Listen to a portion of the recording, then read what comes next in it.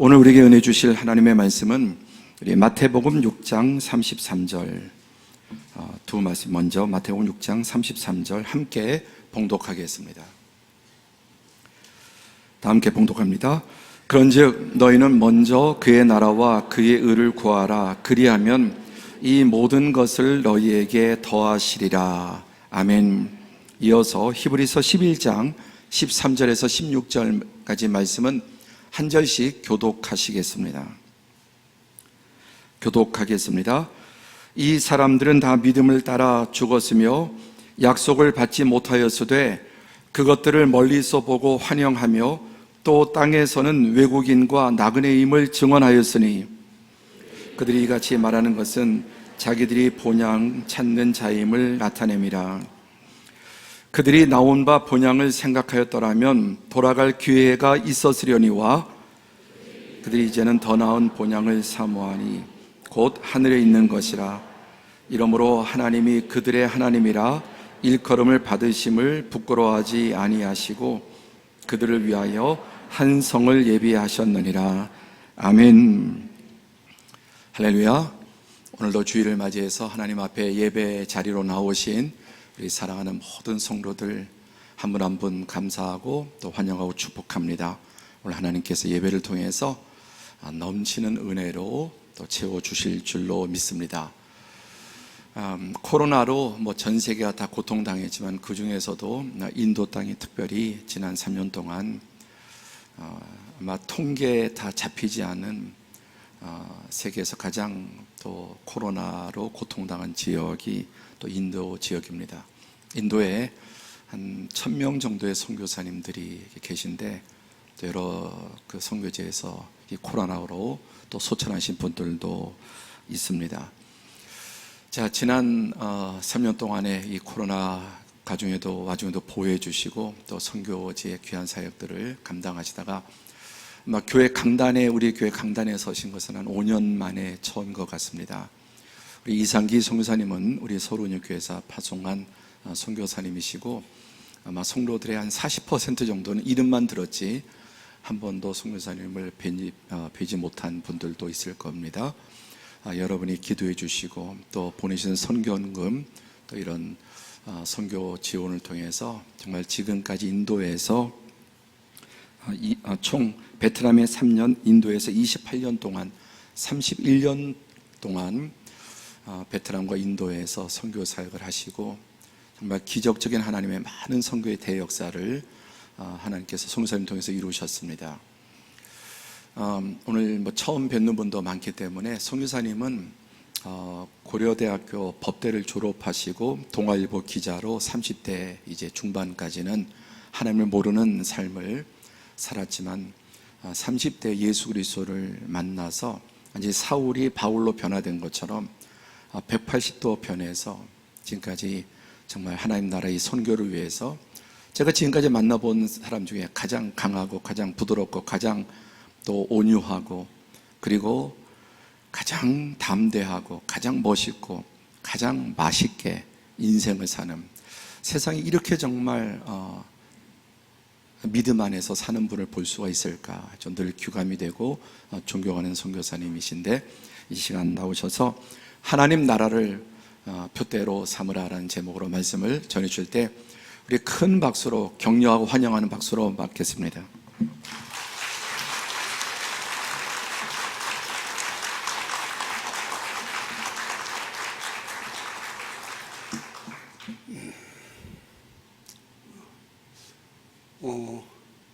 참 너무너무 좋습니다. 제가 너무 좋아서 그냥 갑자기 좀 멍해가지고요. 네. 저는 우리 서울은영교회 이 세상에서 그 무엇보다가 어느 누구보다가 우리 서울은영교회를 좋아하는 사람 중에 한 사람입니다. 저는 우리 서울은영교회 성도님들도 저를 좋아할 줄 믿어요. 네. 그러시는가 안 그러시는가 확인은 안 해봐도 내 믿음대로 될지어다. 저는 그렇게 믿습니다. 늘상 그리워하다가 이렇게 얼굴을 대면하니까 그렇게 좋을 수가 없습니다. 정말 하나님의 역사는 비대면이 아니라 대면이다 라고 하는 것을 다시 한번 생각하게 됩니다. 그래서 성경 말씀에서도 보면은 고린도전서 13장 사랑장에 하나님께서 이렇게 말씀하십니다. 지금 너희가 거울을 보는 것 같이 희미하나 그날이 되면 얼굴과 얼굴을 마주대야 할 것이요. 사랑으로 온전히 완성되는 그 하나님의 나라는 바로 대면하는 나라다라고 하는 것을 말씀하십니다. 마지막 때가 되면 될수록 모임을 패하는 자들의 습관들이 일어난다. 그러나 너희는 더욱더 모이기를 힘써라 라고 말씀하십니다. 더욱더 대면해서 함께 손잡고 예수님 찬양하다가 얼굴과 얼굴을 마주 대하며 손잡고 주님을 만나는 그날을 맞이하길 예수 그리스도의 이름으로 축원합니다. 지금 이 시간도 우리 인도 우리 서울은행교회를 통해서 파송되고 세워진, 저를 통해서 인도 땅에 세워진 교회가 200여 개 이상의 교회입니다. 각 지부의 조그마한 교회들은 다 빼고 그래도 크게 좀 이름을 나타낼 수 있는 교회만 해도 200여 개 이상의 교회가 있고, 또 사역자들만 해도 147명의 사역자들이 하나님 나라를 위해서 일하고 있습니다. 그런데 오늘 지금 이 시간 우리 인도교회가 새벽부터 오늘 하루 종일 우리 서울은행교회를 위해서 기도하고 있습니다. 특히 우리 인도교회 사역자들, 성도들, 우리 서울은행교회 목사님과 사모님, 우리 장로님들과 권사님, 집사님들, 성도님들 너무너무 그리워해요. 그런데 이제 거의 세상이 열려가고 있으니까 우리 인도교회 성도들 너무 애태우지 마시고 오시든지 불러주시든지 만나주시길 진심으로 원합니다. 네, 아멘 하셔야 돼요. 네. 참 이번에 한국에 와보니까 우리 대한민국 참 아름답습니다. 네, 특히 봄철에 와서 꽃들도 아주 아름답고요. 먹거리도 얼마나 좋은지. 근데 우리 한국이 참 여러 가지 또 경제적으로도 많이 어렵다는 소리를 들었는데 실제적으로 식당이고 이런 데를 가보니까 빈자리가 없어요. 어제 그저께 저녁에는 아내랑 같이 해물탕 좀 먹고 싶어서 가락시장에 갔습니다. 식당이 참 많더라고요. 그래서 들어가려고 했더니 몇 명이냐고 해서 2명인데 밥 먹으러 왔습니다. 그랬더니 자리가 없다고 안 된대요. 하여튼 가는 곳곳마다 2사람 밥 먹는 정도의 그 돈은 안 벌고 싶은 것 같아요. 그래서 종국에는 모든 식당에서 다 쫓겨나가지고 갈 데가 없어서 그 밤중에 치킨집에 가서 통닭 한 마리 시켜가지고 먹고 저녁을 때웠습니다. 그걸 보니까 정말 풍요롭다라고 하는 그런 이렇게 참 느낌을 많이 받았습니다. 저는 전 세계 교회도 그렇고 우리 한국 교회도 그렇고 우리 성도들의 삶도 그렇고 대한민국도 그렇고 어떻게 보면은 이전에 누리지도 못한 정말 놀라운 부유로움을 누리는 때가 아닌가 싶습니다. 저희들 때는 어릴 때 보릿고개라고 해서 정말 먹을 것이 없어서 굶어 죽어가는 그러한 때를 저희들은 지났거든요. 그렇기 때문에 지금의 삶이 얼마나 부유로운 때를 살아가고 있는가라고 하는 것을 참 많이 생각하게 됩니다. 그런데 이 부유로운 가운데서 우리는 한 가지를 생각해야 됩니다. 하나님의 백성이라면 반드시 생각해야 될 것이 있습니다. 많은 부유를 누리는 것 가운데 정말 아름다운 교회당에서 하나님을 찬양하며 예배하는 가운데 우리가 뭔가 잃어버리지 말아야 될 아주 소중한 것을 상실한 것은 없는지 우리는 그것을 생각해야 됩니다. 저는 그것을 명쾌하게 하나님의 나라다라고 말하고 싶습니다. 이 세상에서 누리는 부유로운 가운데 우리가 그 부유가 있으면은 그것을 먹으면서 장차 임할 완전한 하나님의 나라에는 얼마나 더 풍요로울 것인가 아름다운 꽃을 보면서 이 세상의 꽃이 이렇게 아름다운데 하나님께서 창세전부터 예배하시고 지금 준비하시며 우리에게 펼쳐주실 그 하나님 나라는 얼마나 아름다울 것인가. 세상의 풍요와 세상의 아름다운 것을 보며 하나님의 나라를 꿈꾸시고 하나님 나라를 소망하시며 하나님의 나라를 생각하며 그 감동으로 눈물을 흘릴 수 있는 우리 서울원형교회 성도들이 되시길 예수 그리스도 이름으로 축원합니다. 저는 성경을 읽다가 한 구절을 발견하고 난 이후에 특히 바닷가에 가면은 해안선 경계가 참 아름답습니다. 근데 그 아름다움을 볼 때마다 저는 생각합니다. 잠언서 8장에 보면 이러한 말씀이 있습니다. 하나님께서 경계를 정하사 물이 하나님의 명령을 침범치 못하게 하였다. 저는 그 말씀을 한번 읽고 나서부터는 해안선이나 강의 경계, 강가나 이렇게 볼 때마다 다 하나님께서 하나님의 말씀의 역사를 위하여 이런 경계를 정하시고 이렇게 만드셨구나. 그것을 참 많이 느낍니다.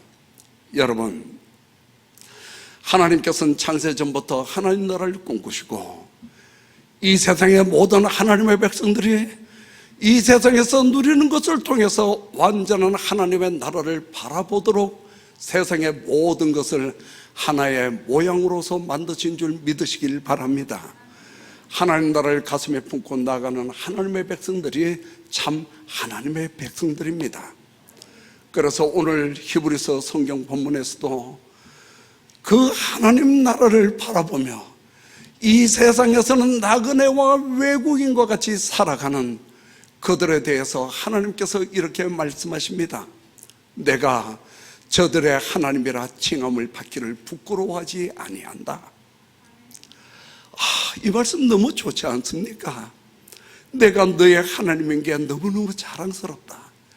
세상에서 자식을 기르고 있는데 어떤 분들은 그래요. 그놈 생각하면 내가 창피해. 그놈 애비인 게 창피하다. 뭐 이런 거 하면 또 부부들 간에도 그렇게 말하는 경우가 있습니다.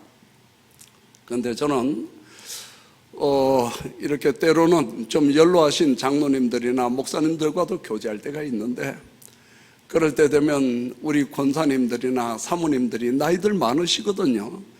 그분들이 제 아내를 보고, 제 아내가 제일 어립니다. 아우, 사모님 정말 너무 고우시고 어떻게 이렇게 성품이 고와요 그래요. 그러면 그때마다 제가 말을 해요. 제가 그 여인의 바깥 양반 되는 사람입니다. 뭔가 이렇게 부부간에도 서로 이렇게 그 이름을 말하며 아내와 남편을 말하며 자랑스러워할 수 있는 그러한 가정이 되어야 되지 않겠습니까? 첫째는 하나님 앞에서 자랑스러운 하나님의 백성 되시길 예수 그리스도 이름으로 축원합니다. 하나님께서 말씀하십니다. 영원한 하나님의 나라, 하나님께서 창세전부터 꿈꾸셨던 그 하나님 나라를 바라보며 이 세상은 하나님 나라의 완성을 위하여 하나님과 함께 꿈꾸며 이 세상은 사명자로서 살아야 되는 거야 하며 그 하나님 나라를 바라보며 하나님 나라를 꿈꾸며 이 세상을 살아가는 그 백성들에 대해서 하나님께서 말씀하십니다. 내가 저들의 하나님이라 칭함을 부끄러워하지 아니한다. 저는 예수님 만난 그때부터 예수 그리스도 이름과 복음을 외치며 언제나 주 예수 그리스도 그분 다시 오실 그날과 영원한 하나님 나라에서 주님과 얼굴과 얼굴을 마주대야 할 그날을 바라보며 끊임없이 주님의 그날을 준비하고자 땅끝까지 복음을 전파하며 나아가고 있는 하나님의 사람입니다.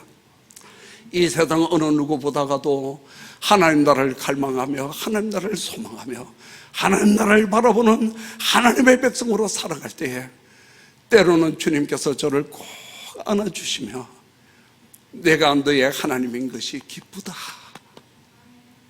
이 음성 한번 좀 들어보셔야 되지 않아요? 그럴 때마다 그냥 그 감동의 기쁨이 이루 말할 수 없습니다. 여러분, 저는 하나님께서 말씀을 전파라고 하는 사명을 주신 예수 그리스도의 종입니다. 그래서 오늘 저는 성경 하나님의 말씀을 들고 이 자리에 왔습니다. 하나님께서 이 세상에 주신 가장 위대한 선물이 무엇입니까? 하나님께서 이 세상에 주신 가장 위대한 선물은 성경 하나님의 말씀입니다.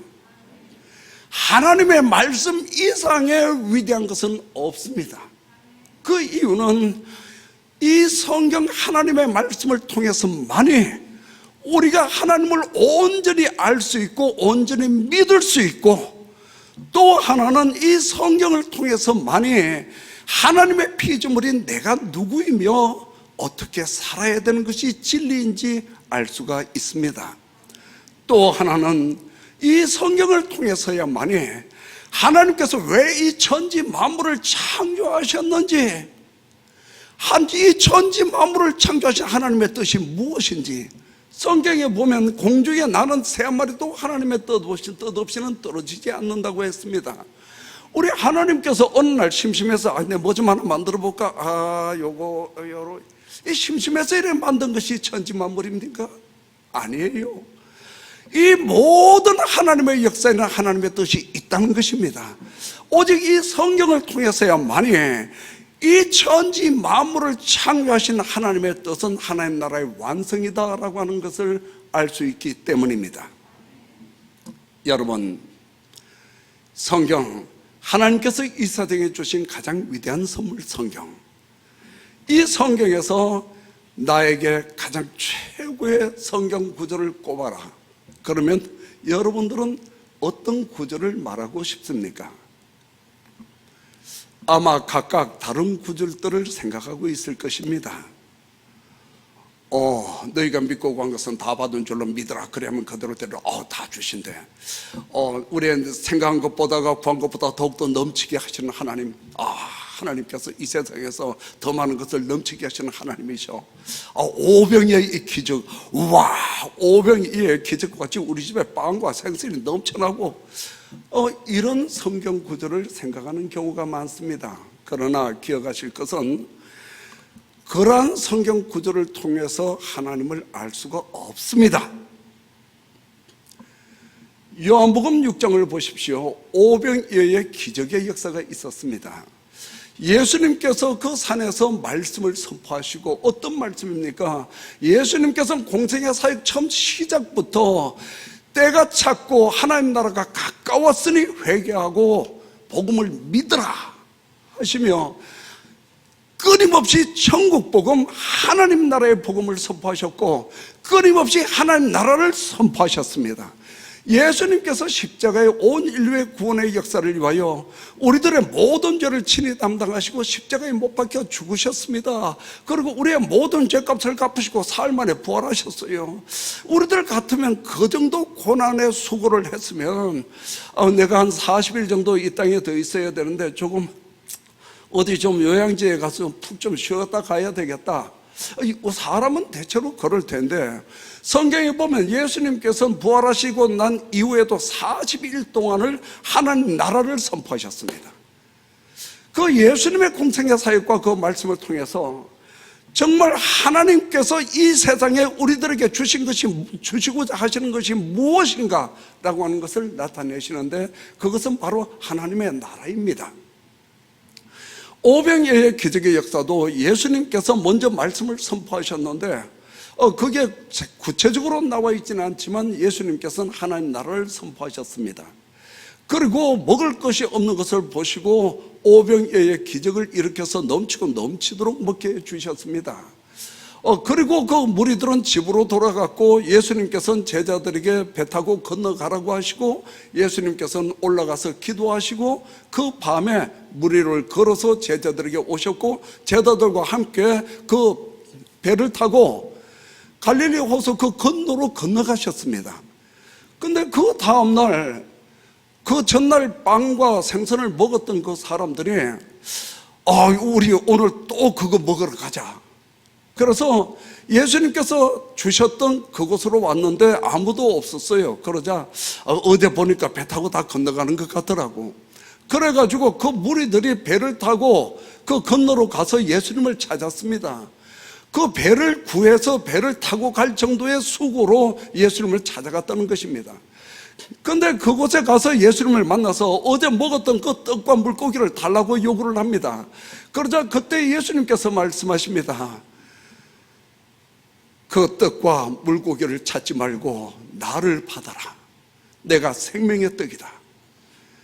그 떡과 물고기를 먹으면 다시 줄이고 목마르려니와 나를 먹어라. 그러면 너희가 영원히 목마르지 아니하고 줄이지 아니할 것이다. 그럴 때 그들이 말합니다. 우리 조상들도 광야에서 만나를 먹었나이다. 그때 예수님께서 말씀하셔요.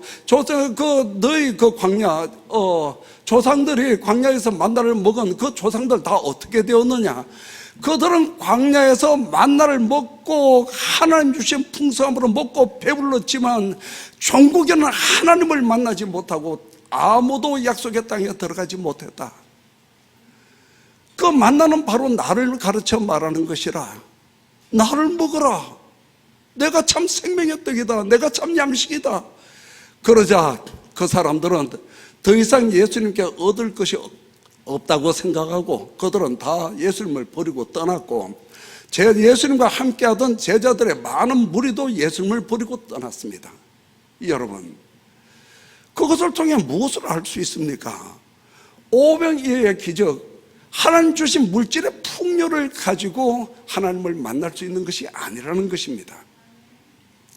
물질의 풍요, 5,000명을 넘게 이렇게 풍요롭게 먹이는 것은 하나님이 아니시라도 세상에 좀 재벌들이나 이 사람들은 몇 날 며칠을 다 풍요롭게 먹일 수도 있습니다. 또 몸이 아픈 것 치료하는 것도 그렇습니다. 요즘은 보면 좋은 병원에 가면 어지간한 병들 다 치료하지 않습니까? 여러분, 제가 이 말씀을 드리는 이유는 이 성경의 핵심을 알아야 된다는 것입니다. 이 성경에서 가장 위대한 성경 구절을 꼽아라 저에게 말한다면 저는 명확하게 한 구절을 꼽습니다. 그것은 창세기 1장 1절 말씀입니다. 태초에 하나님이 천지를 창조하시니라. 여러분, 이 말씀이 믿음으로 받아들여져야 돼요. 하나님께서 창조주이시며 모든 것의 주인이십니다. 저는 하나님의 피조물이요 모든 것은 다 하나님께서 만드신 피조물입니다. 하나님이 주인이십니다. 하나님이 나의 왕이십니다. 이 창세기 1장 1절에 창조주 하나님을 만나시길 예수 그리스도 이름으로 축원합니다. 이 성경에서 창세기 1장 1절이라고 하는 것은 전체 성경 구절 가운데 나열된 한 구절이 아니라 하나님께서는 성경 전체를 딱 한 구절로 요약하셨습니다. 하나님은 천지 만물을 창조하신 분이시다. 온 천지 만물의 주관자이시오 통치자이시다. 그분이 주인이시다. 그래서 태초에 하나님이 천지를 창조하시니라 이 말씀을 기록하시고 이제부터 내가 천지 만물을 창조하신 하나님이 어떤 분이신지, 그리고 하나님께서 사랑의 대상으로 하나님의 형상으로 창조한 사람은 누구이며 또 하나님께서 왜 이 천지 만물을 창조하셨는지 그것을 내가 설명해 주겠다 하며 쭉 내리 설명하고 있습니다. 그렇기 때문에 성경을 읽으실 때에는 어떤 내 마음에 드는 한 구절을 읽고 성경을 읽을 것이 아니라 창세기 1장 1절로부터 시작해서 성경은 내리 읽어야 됩니다. 내리 읽어야만이 천지 만물을 창조하신 하나님이 이런 분이시구나. 하나님께서 피조물 사람을 이렇게 만드셨구나. 그렇구나. 우리 하나님께서는 이 천지 만물을 하나님의 친백성들과 함께하는 하나님 나라의 완성을 위하여 도구로 만드셨구나. 성경 전체를 통해서 그것을 발견하는 것입니다. 성경에서 보면은 하나님께서 사람에게 이것을 해라, 이것은 하지 말라, 이런 것을 하라, 이런 것을 하지 말라, 이런 것을 해라, 이런 것을 하지 말라 끊임없이 기록하고 계시는데 그것을 어떤 사람들은 그래요. 이렇게 하는 게 선한 거니까, 이렇게 한 건 나쁜 것이니까. 이게 도덕적 윤리적 관념에서 생각합니다. 그런데 하나님께서 그 말씀을 하시는 것은 사람에게 이렇게 하라가 아니라 내가 이 천지 만물을 창조하는 하나님이니라. 내가 만들었다. 그렇기 때문에 내가 알아. 사람은 이렇게 살도록 만들어진 존재야. 근데 너희들이 하나님을 버리고 떠나서 뭐 살아가는 게 그게 잘못된 거다. 왜 이렇게 사니? 그거 잘못된 거야. 내가 사람 그렇게 살도록 만든 일이 없어. 난 사람을 이렇게 살도록 만든 거야. 하나님께서 나라 하신 하나님 말씀을 보면 사람을 이렇게 살도록 만드셨구나. 그것이 깨달아져야 됩니다. 오늘은 성령 강림절입니다. 여러분, 성령 충만이라고 하는 것이 무엇입니까? 누가복음에 보면은 능력으로 옷 입는 것이다 라고 기록되어 있습니다. 어떤 능력을 원하십니까? 하나님 안에서 능력하면은 뭐 좀 이렇게 병 고치고 뭐 오병의 기적, 저는 예수 그리스도의 이름을 외치면 복음을 전파하며 나가는 곳마다 눈먼 소경의 눈을 뜨고 벙어리가 말을 하고 귀머리의 귀가 열리고 안절부리가 일어나는 놀라운 기적과 이적의 역사들이 일어났습니다. 그러나 저는 그것을 목적으로 사역해 본 일이 없습니다. 저는 어느 곳에서나 주 예수를 믿으라, 그래야만 너와 내 집이 구원을 받는다. 하나님께서 창세전부터 하나님 나라를 예비하셨습니다. 하나님의 나라를 받으십시오. 하나님과 영원히 함께하는 하나님 나라를 받으십시오. 저는 그것을 외치며 나왔습니다. 여러분, 창세기 1장 1절로부터 말씀을 봐야만이 하나님의 어떠한 분이신가 성경 전체에서 하나님께서 말씀하십니다. 하나님은 위대하시고 광대하신 분이시며 전지전능하시고 살아계신 하나님이십니다. 거룩하신 하나님이십니다. 인자와 자비와 공의를 무궁하신 하나님이십니다. 온 천지 만물을 창조하신 창조주이십니다. 온 열방의 통치자이시오 주관자이십니다. 그분은 사랑의 하나님이십니다. 끊임없이 하나님을 증거하고 하나님을 나타내시며 또 하나는 사람이 누구인가 하는 것을 말씀하시고 계십니다. 하나님께서 사람을 만들 때 사람은 하나님의 자기 형상 곧 하나님의 형상대로 사람을 창조하시되 왜 하나님의 형상으로 만드셨습니까? 그 이유는 사랑의 하나님, 사랑이 있으면 반드시 요구되는 것이 사랑의 대상 짝입니다. 그래서 하나님께서는 사랑의 대상, 사랑의 짝으로 사람을 하나님의 형상으로 창조하셨다는 것입니다. 그런데 사람이 하나님을 멸시하고 하나님을 믿지 않고 창조자 하나님을 버리고 떠났습니다. 그때부터 죄악 가운데서 더럽고 추악한 저주 가운데서 흑암 속에서 살다가 종국에는 죽고 영원한 멸망의 심판에 지옥에 떨어지는 존재가 되고 말았습니다. 하나님께서 그래도 그 백성들을 사랑하시고 여인이 어찌 그 젖먹는 자식을 잊겠으며 자기 태어난 아들을 긍휼히 여기지 않겠느냐. 그들은 혹시 잊을지라도 나는 너를 잊지 아니할 것이다. 내가 너희들을 만들었는데 내가 너희들을 어찌 잊을 수 있겠느냐 하시며 끊임없이 너희들 그렇게 사는 거 아니야. 그 이유는 내가 사람 만들었는데 사람 이렇게 살도록 만든 거야. 성경을 읽으실 때 그렇게 읽으셔야 됩니다. 그리고 성경에 보면 끊임없이 하나님께서 내게로 돌아와라, 내게로 돌아와라, 내 안에 가라. 이 사랑의 하나님의 어떤 울부짖는 호소의 소리로 들려야 됩니다. 얼마나 사랑하시는가 하면 내게로 돌아와라, 내 안에 거하라. 그런데 왜 하나님 안에 거해야 됩니까? 우리가 이 세상에 보면 물에 사는 물고기가 있습니다. 그 물고기는 왜 물속에서 살아야 합니까? 어떤 생물학자들이 그걸 찢어 발라가지고 현미경으로 들여다보고 아무리 들여다봐도 알 수 없는 것은 한국의 중학교 생물 교과서에 나와 있어요. 그러나 아무도 생명의 근원을 알 수 없다. 왜 그 물고기는 물에 살아야 되는 생명이며 다른 동물들은 물 밖에서 살아야 되는 동물의 생명인지 그것은 아무리 연구해도 알 수가 없다라고 기록하고 있습니다. 저는 예수님 만나고 나서 하나님, 창조자 하나님을 만나고 성경을 읽으며 알았습니다. 왜 물고기는 물에서 살아야 되는가? 아주 간단하고 명쾌한 대답이 있어요. 하나님께서 그렇게 만드셨기 때문입니다. 왜 무슨 이유가 있습니까? 개나 돼지나 이런 것들은 물 밖에 뛰어다니며 살아야 됩니다. 왜? 하나님께서 그렇게 만드셨기 때문입니다. 또 먹이들도 각각 달라요. 왜 그렇게 먹게 되었는가? 하나님께서 그렇게 만드셨기 때문입니다. 그러면 하나님께서 사람에게 대해서는 말씀하시고 계십니다. 내게로 돌아와 내 안에 거하라. 왜? 내가 사람은 나의 사랑의 품 안에서, 하나님의 사랑의 품 안에서 살도록 만들었기 때문이다. 여러분, 이것이 깨달아져야만이 하나님 안에서 사는 진리를 알지니 진리가 너희를 자유케 하리라. 이 자유함이 일어나는 것입니다. 하나님께서 사람은 하나님의 품 안에서 살도록 만드셨습니다. 그리고 성경에 보면 하나님 말씀을 따라 하나님 말씀을 지켜 행할 것을 말씀하시고 계십니다. 한 가지를 좀 묻겠습니다. 근데 제가 묻는데 대답은 안 하셨으면 좋겠어요. 하나님 말씀 지켜 행하기가 쉽습니까? 어렵습니까? 네.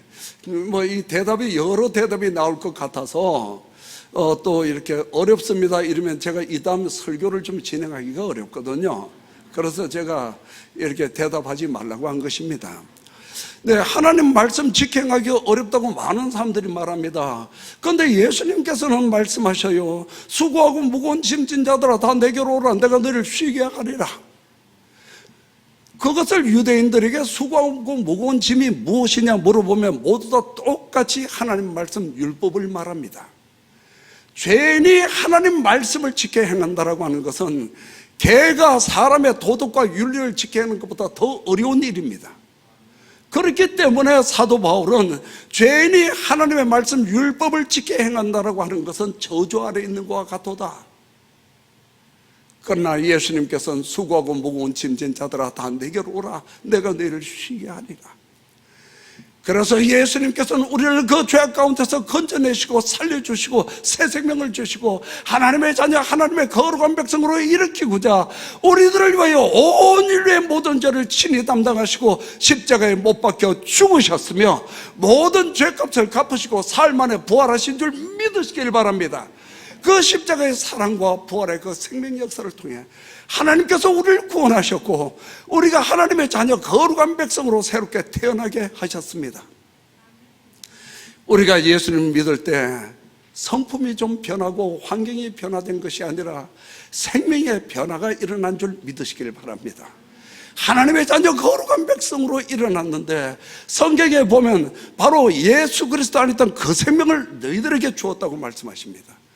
바로 그분은 온 천지 만물을 창조하신 하나님이시며 말씀 하나님이십니다. 거룩하신 하나님이십니다. 그분이 그 생명을 우리들에게 부어주시고 옛사람은 죽고 하나님의 자녀 새 생명으로 새롭게 태어나게 한 줄 믿으시길 바랍니다. 그렇기 때문에 이제는 하나님께서 말씀하십니다. 너희는 하나님의 자녀 하나님의 백성이니라.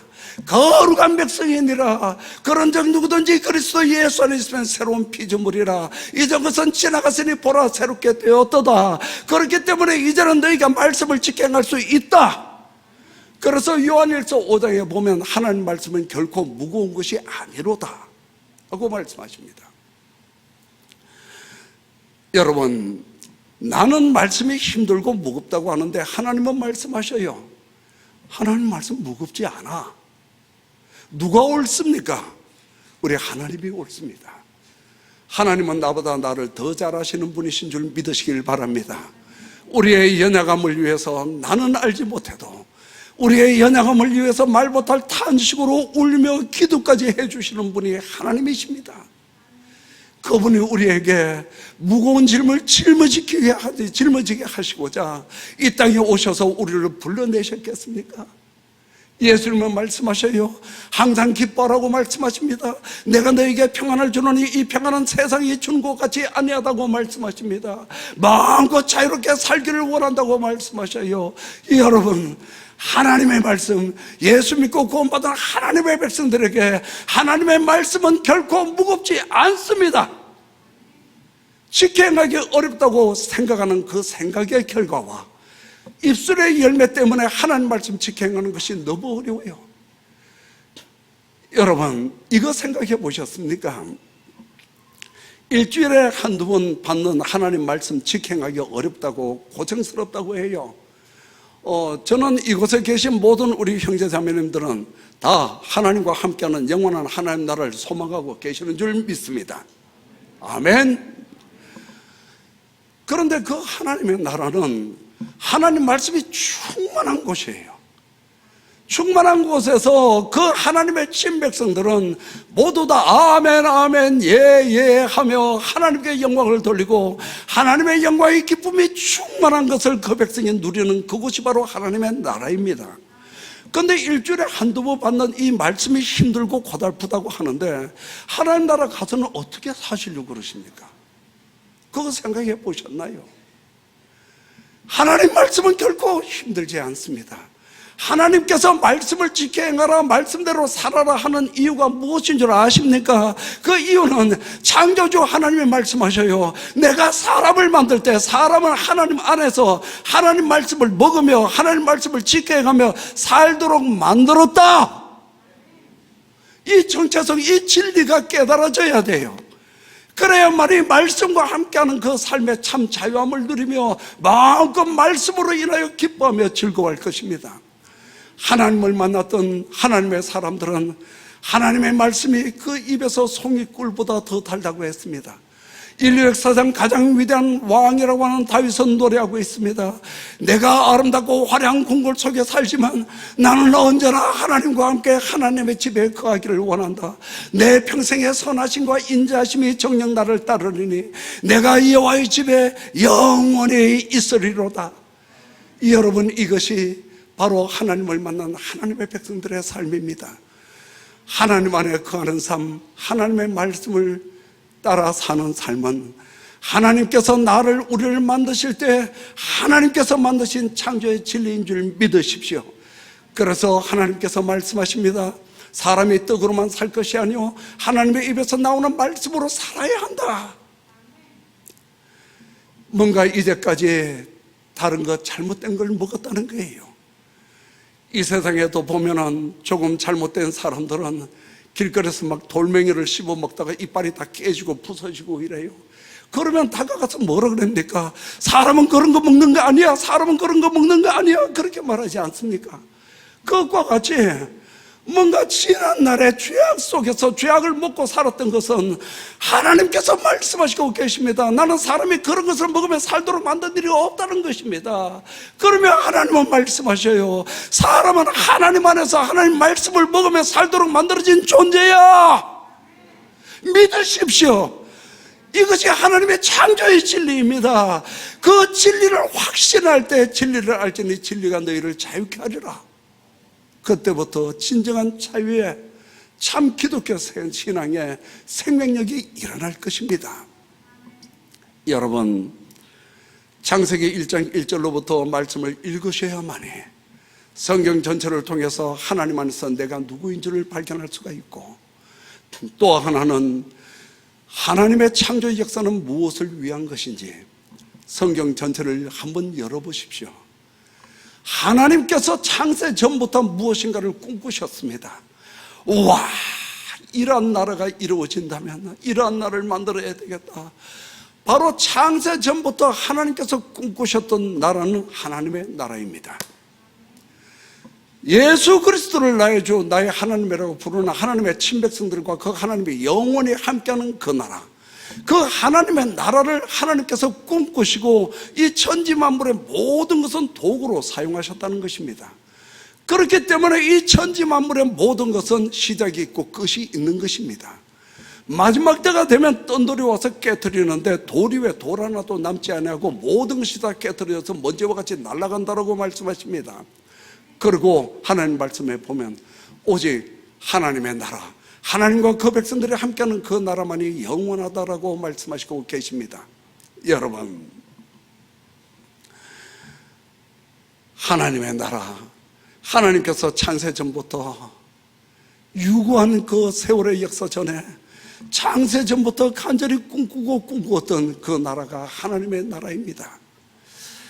하나님께서는 그 나라를 위해서 이 천지 만물을 창조하셨는데 이 천지 만물을 통해서 하나님 나라에 필요한 한 가지를 이루기를 원하십니다. 바로 그것은 예수 그리스도의 신부된 교회입니다. 예수 그리스도의 신부된 교회라고 하는 것은 어떤 건물이 아니라 예수 그리스도를 주라고 부르는 거룩한 성도의 무리인 줄 믿으시길 바랍니다. 저 하나님의 친백성이 바로 예수 그리스도의 신부된 교회요, 한말 하나님의 친백성의 무리가 예수 그리스도의 신부된 교회입니다. 그 성도의 무리, 하나님의 백성의 무리의 숫자가 다 채워지는 그때에는 신랑 되신 주님께서 그 백성을 들어 올리기 위해서 오실 것입니다. 천군천사 나팔소리와 함께 우리의 이름을 불러주실 것입니다. 그때 주님께서 빰빠라빰빠한데 이상계 그 소리가 들릴 때 그 감동이 어떠하겠습니까? 못 느껴요? 그렇군. 남의 이름이라서. 저는 주님의 그늘을 바라보며 사는 하나님의 사람이요 예수 그리스도의 종입니다. 주님께서 그날 나를 부르실 때 내가 어떻게 올라가야 제일 멋있을까? 그렇게 생각도 할 정도로 주님의 그날을 간절히 사모하고 사모하는 하나님의 백성입니다. 여러분, 그 숫자는 무엇으로 채워집니까? 죄악된 이 세상에서 하나님을 부정하고 하나님을 거부하는 이 세상의 그 죄악된 그 영혼들 가운데서 어떻게 그들이 예수 그리스도를 나의 주 나의 하나님이라고 부르게 할 수 있습니까? 여러분, 그 길은 오직 하나입니다. 예수 그리스도의 복음인 줄 믿으시길 바랍니다. 오직 예수 그리스도의 복음으로만이 주 예수를 믿으라, 그리하면 너와 내 집이 구원을 받는다. 이 구원의 의미는 하나님을 버리고 떠났던 자를 하나님께로 돌이키는 것입니다. 돌아와서 하나님 예수 그리스도 나의 주이십니다 하고 고백하는 이것이 진정한 생명의 구원인 줄 믿으시길 바랍니다. 이 복음으로만이 하나님의 친백성들을 만들 수 있고 한백은 하나님의 친백성의 숫자를 완성시킬 수가 있습니다.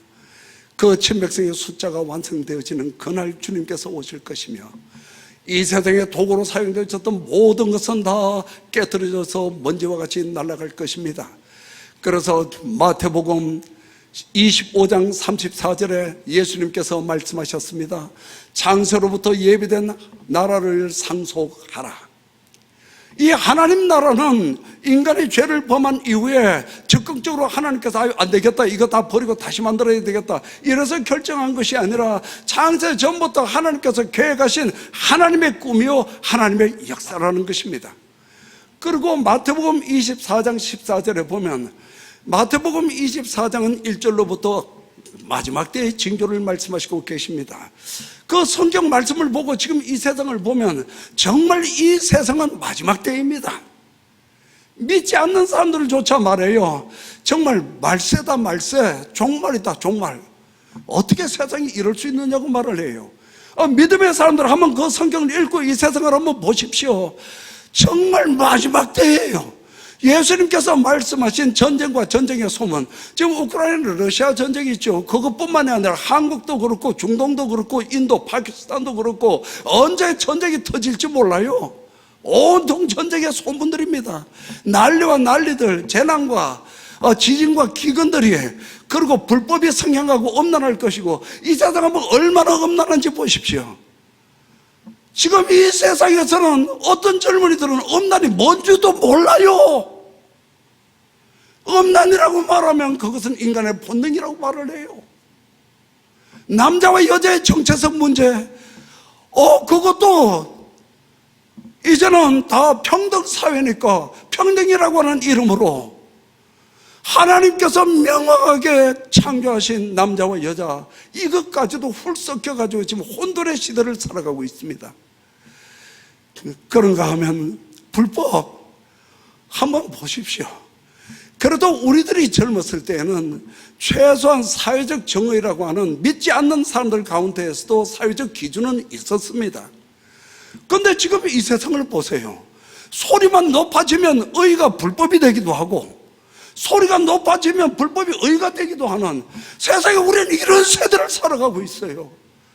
얼마나 더럽고 추악하고 악한지. 그 세대를 볼 때마다 정말 주님 다시 오실 그날이 멀지 않았구나 생각합니다. 그런데 예수님께서 말씀하셨어요.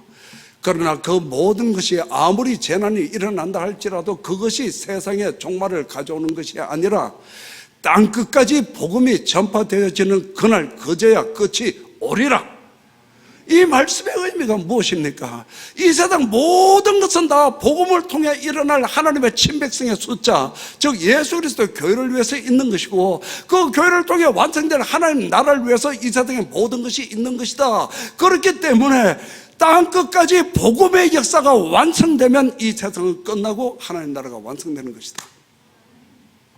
저는 그 나라를 위해서 부름을 받은 예수 그리스도의 종입니다. 오늘 우리가 읽었던 성경 본문 마태복음 6장 33절, 먼저 그의 나라와 그의 의를 구하라, 그리하면 이 모든 것을 너에게 더하여 주시리라. 이 말씀을 어떤 분들은 그래요.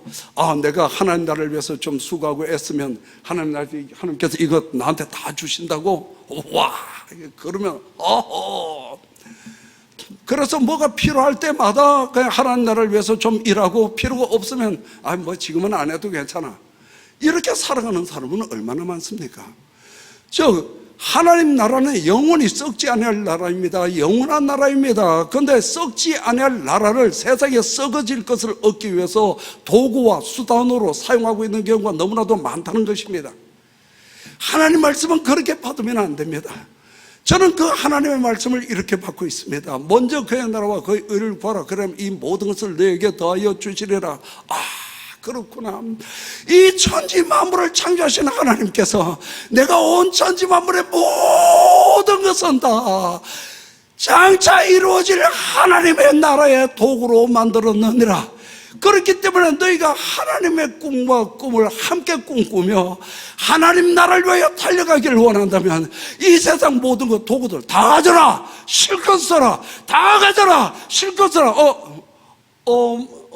안 받아요? 받으셔요. 야, 다 가져라, 야, 실컷 써라. 불서르게 조금 얻어먹는 신앙이 아니라 다 가져야죠. 마음껏 써야 되잖아요. 저는 예수님 만난 그때부터 내 것이라는 것 티끌만큼 하나 가지고 있는 것이 없습니다. 그러나 언제나 하나님 안에서 모든 것이 풍요로워요. 저는 쓰고 싶은 마음껏 씁니다. 세상에 돈이라는 것을, 전 돈 하면 딱 생각나는 게 하나예요. 쓰는 것이다. 이거 알고 계십니까? 한번 따라 하십시오. 돈은 쓰는 것이다. 돈은 이렇게 가슴에 품고 맨날 세면서 좋아하고 이럴 대상이 아니고 돈은 써야 되는 거예요.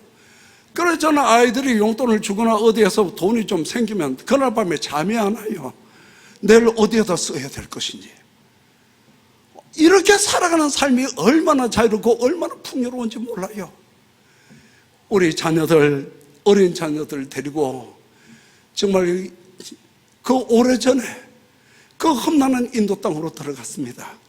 참 험난한 곳에서 세계 최대의 빈민의 도시요, 환경이 열악하다고 하는 그 험난한 도시에서 우리 자녀들이 자랐습니다.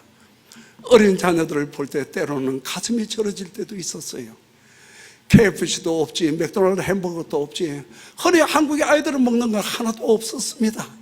그 아이들은 현지의 아이들과 같이 험난한 곳을 뛰놀며 아이들은 자랐는데, 이제까지 그 아이들이 인도에서 병원에 한번 가본 일이 없습니다.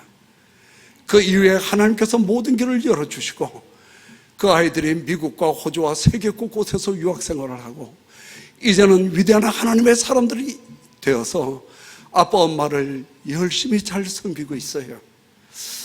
그런데 우리 자녀들이 하나님 안에서 참 잘 자랐습니다. 제가 이것을 담대하게 선포할 수 있는 이유가 뭔 줄 아십니까? 아이들이 아빠 엄마한테 돈을 잘 줘요. 여러분, 이게 아무리 가지고 있어도 마음이 없으면 못 주고, 마음이 있어도 가진 게 없으면 못 줘요. 그런데 하나님의 풍성한 은혜 가운데 이 아이들이 그 마음이 세워지고 삶이 그렇게 세워지고 더 큰 하나님의 새 역사를 위해서 아이들이 꿈꾸며 나가고 있다는 것입니다. 아무것도 가진 것도 없지만 이제까지 걱정을 해본 일이 없습니다. 때로는 가슴앓이 할 때도 있어요. 그러나 그 가슴앓이를 하루 이상을 넘겨본 일이 없습니다. 이번에 한국에 와서 아내랑 같이 종합검진을 받았습니다. 종합검진을 보니까 설문지가 있어요. 뭐 때로는 우울합니까? 뭐 스트레스, 뭐 신경질 나는 일이 있습니까? 뭐 걱정의심이 있습니까? 두려움이 있습니까? 아니 무슨 시험 문제가 수능고사도 아니고 아주 장황해요. 그것을 다 체크하고 나더니 제 아내가 이래요. 여보, 나 이거 체크해 보니까 0이야. 아무것도 없대요. 근데 아내가 그렇게 살 수 있는 건 하나님의 은혜고요. 또한 하나님 안에서 남편도 좋아야 되죠. 아무리 평안하게 잘 살고 싶어도 남편이 그냥 바가지한번 긁으면 그거 다 무너지는 건데, 저하고 아내가 채점을 했는데 똑같이 0입니다. 그런데 이 세상 사람들과 비교해 보면 정말 가진 것이 없습니다. 그런데도 언제나 하나님 안에서 나는 필요한 것을 마음껏 쓸 수 있다. 먼저 그의 나라와 그의 의를 구하라. 그러면 이 모든 것을 내게 더하여 주시리라. 하나님 나라를 위해서 마음껏 실컷 쓰겠습니다. 마음껏 실컷 쓰겠습니다. 이것을 고백하며 기도하며 나갈 때마다 언제나 하나님의 모든 풍성함이 넘쳐서 전 세계 곳곳에서도 선교사가 선교사를 도와주는 분들이 그렇게 많지 않습니다. 그런데 저는 이렇게 쓰고 남는 게 있으면 선교사님들 섬겨드리고 싶고 도와드리고 싶어요. 제가 이렇게 살 수 있는 것은 창조주 하나님, 신실하신 하나님을 믿기 때문입니다. 주 예수 그리스도의 이름을 외치며 인도 땅 곳곳에서 교회를 개척하며 나갈 때에 힌두 교도들에 의해서 2번이나 죽을 고비를 넘겼던 일도 있었습니다. 예수 그리스도의 이름을 나가는 곳곳마다 그래도 성령님께서는 역사하셨고 무수히 많은 영혼들이 회개하고 주님 앞에 돌아오게 하셨고 교회가 세워지게 하셨습니다. 제가 이렇게 강하고 담대하게 예수 그리스도의 이름을 외칠 수 있었던 것은 저는 정말 살아계신 하나님을 믿고 있기 때문입니다. 그리고 또 하나는 어떠한 상황 속에서도 나는 반드시 이 세상 떠나서는 하나님 나라에 입성한다라고 하는 하나님 나라를 바라보는 소망이 있기 때문에 그 모든 것을 넉넉히 이길 수가 있었습니다. 요한계시록 14장에도 보면 이런 말씀이 있습니다. 성도들의 인내가 여기 있나니 주 안에서 죽은 자들이 복이 있도다. 성도들의 인내가 여기 있나니 주 안에서 죽은 자들이 복이 있도다. 그 말씀의 의미가 무엇입니까? 믿음은 소망을 낳고 소망은 인내를 낳는 것입니다. 인내는 죽을 때 봐야 알아요. 끝까지 인내했느냐, 끝까지 갔느냐 안 갔느냐는 죽을 때 돼봐야 합니다. 그래서 주 안에서 죽은 자들은 복이 있는데 왜?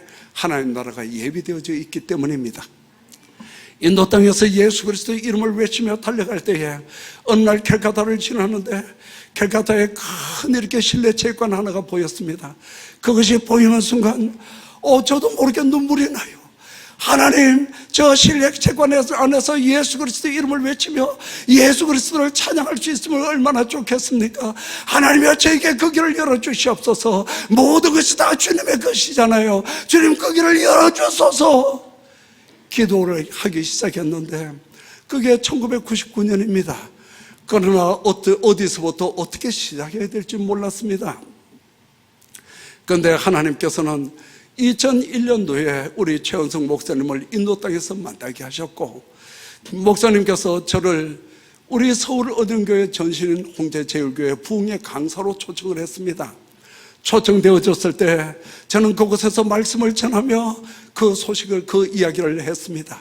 저는 그 실내 체육관에서 예수 그리스도 이름을 찬양하며 노래하며 예수 그리스도 이름을 외치고 싶습니다. 그런데 그 당시 홍제제일교회 성도가 한 100명 정도였어요. 그런데 목사님께서 그러셔요. 이 하나님의 역사, 하나님 나라의 역사를 위해서 우리 교회가 참여하겠습니다. 그러더니 원로 목사님께서 헌금하셨던 것, 또 교회당까지 팔아가지고 우리가 인도 땅에서 그렇게 간절히 삼하고 꿈꾸던 그 하나님의 역사를 이 교회가 성취해 주었습니다. 여러분, 2003년 1월 17, 18, 19일 3일 동안 그 땅에서 인도 복음화 대성회가 있었는데 경찰 추사는 3만 5천 명이 참여를 했습니다. 그 인도라고 하는 나라 거대한 나라입니다. 근데 하나님께서는 우리 서울 언연교회를 통해 온 인도를 흔드셨습니다. 제가 들어갔을 때만 해도 인도의 기독교율 퍼센트가 1%였어요. 근데 지금은 5%를 말하고 또 교회에서는 8%도 말합니다. 13억 5천만 명의 그 나라에서 8%면 크리스찬 숫자가 1억이 넘는다는 거예요. 저기 조금만 놀라주셨으면 좋겠거든요. 근데 이것이 바로 우리 서울 언연교회를 통해서 일어났다는 것을 기억하십시오. 인도의 교계 지도자들이 저를 보면 그래요. 바로 그때 2003년 그 대성회를 통해서 인도의 복음의 물꼬가 트여졌고 대북의 새 역사의 물꼬가 트여지고 일어났다고 그분들이 저에게 말합니다. 여러분, 우리 서울 언연교회 하나님께서 기뻐하시고 그런 하나님의 역사를 위하여 세우셨다는 것을 믿으시길 바랍니다. 제가 곳곳에 다니며 설교할 때마다 우리 서울 언연교회 자랑을 정말 많이 해요. 그러며 우리 서울 언연교회는 교회를 팔아서 하나님 나라 완성을 위하여 선교를 위하여 일하고 있는 교회라고. 끝나고 나면 그래요. 정말 교회를 판 교회가 있느냐고. 선교를 위해서 교회당을 팔았다. 이 팔아야 된다라고 하는 설교는 있는데 정말 팔았다라고 하는 교회는 처음 듣는다고. 우리 서울 언연교회 그렇게 하나님께서 세우신 위대한 교회인 줄 믿으시길 바랍니다. 하나님께서 우리 서울 언연교회의 눈물과 기도를 통해 들으심을 통해서 인도 땅에 위대한 대붕의 역사를 일으키셨습니다. 우리 사역지 곳곳에 위대한 대붕의 역사를 일으키셨습니다. 주님께서는 우리 서울 언연교회 가운데 더 크고 놀라운 대붕의 역사를 일으켜 주실 줄 믿습니다. 오늘 성경 본문으로 마무리하고자 합니다. 여러분, 예수 믿고 구원받은 하나님의 백성들은 언제나 하나님 나라를 표대로 삼고 나가야 할 것입니다. 그렇습니다. 여러분들이 잘 아는 꿈꾸는 자가 있습니다. 누구입니까? 요셉입니다. 그런데 그 요셉이 한 번도 나는 이렇게 총리와 같이 높은 자가 되기를 꿈꿨다고 말해본 일이 없습니다. 자기를 팔았던 형제들을 만났을 때에 형들이 나를 이곳에 보낸 것이 아니라 하나님께서 생명 구원의 역사를 위하여 나를 먼저 보낸 것이고 나를 세우신 것입니다. 이것을 말했지 이것이 나의 꿈이었다고 말했던 일이 없습니다. 그런데 그 요셉이 창세기 50장 마지막에 보면은 죽을 때에 이렇게 말합니다. 하나님께서 약속하신 약속의 때가 있을 것인데 그 약속의 때에 우리 이 백성들이 애굽에서 출애굽을 할 때에 내가 살이 다 썩고 유골만 남아있다 할지라도 나를 그 약속의 땅으로 인도하여 주십시오. 요셉의 꿈은 하나님의 약속의 땅이었어요. 요셉의 꿈은 하나님의 약속이었습니다. 오늘 성경의 본문에서 보고 있는 아브라함이나 이삭과 야곱도 하나님의 약속의 나라를 바라보고 있었습니다. 그 본향이라고 하는 야곱이나 아브라함이나 이삭이나 야곱이 나는 언제나 본향을 꿈꾼다고 했는데 그 본향이 이 세상의 본향이었으면 벌써 돌아갔을 것이다. 그런데 그곳에는 가지 않고 나그네로 살면서 내가 본향을 꿈꾼다고 하는데 무슨 본향인가? 그것은 바로 하나님께서 지으실 영원한 나라 참 고향 참 본향을 바라보고 있었기 때문이다. 그렇기 때문에 하나님께서는 그 백성의 하나님이라 칭함을 받기를 부끄러워하지 아니하신다. 언제나 하나님 기뻐하시는 하나님의 백성으로 일어나시길 예수 그리스도 이름으로 축원합니다. 다 같이 하나님 앞에 기도하겠습니다. 오늘 말씀 생각하며 기도할 때 두 손을 가슴에 대십시오. 지금 이 시간 두 손을 가슴에 대십시오. 여러분, 하나님께서는 지금 이 시간 말씀하시고 계십니다. 하나님의 나라를 가슴에 품고 하나님께서 창세전부터 꿈꾸셨던 그 하나님 나라를 함께 꿈꾸며 하나님의 나라를 위하여 땅끝까지 복음을 전파하며 달려가는 하나님의 백성으로 일어나라고 말씀하시고 계십니다. 예수 믿고 구원받고 무엇을 얻었습니까? 여러분, 하나님께서 말씀하십니다. 내가 너희들에게 준 것은 하나님의 나라다. 주님, 이 시간 모든 하나님의 자녀 하나님의 백성들을 기억하여 주시고 주님의 피로 그 마음과 정신들을 깨끗하게 하여 주시옵소서. 하나님의 성령으로 충만하게 하여 주시옵소서. 온전히 하나님의 나라를 꿈꾸며 하나님의 나라를 바라보며 하나님 나라의 영광의 기쁨을 가지고 하나님 나라를 소망하며 이 세상을 넉넉히 이기며 살게 하여 주시길 원합니다. 하나님 나라를 소망하며 끝까지 승리하며 끝까지 이기며 달려가게 하여 주시옵소서. 오 주님이여, 주님이여, 우리 서울은행교회 하나님 나라를 위해 세우셨사오니 마음껏 부어주소서. 동서남북 사방에서 일꾼들을 부어주시고 하나님의 무리들을 불러주시고 하나님의 물질을 물붓듯이 부어주시며 마음껏 하나님 나라를 위하여 쓰고 마음껏 실컷 쓰며 달려가게 하여 주시길 원합니다. 우리 서울은행교회를 통해 온 열방에 하나님 나라가 확정되며 주님의 교회가 이루어지며 온 열방에서 영광받고 찬양받으소서. 예수님 이름으로 기도합니다.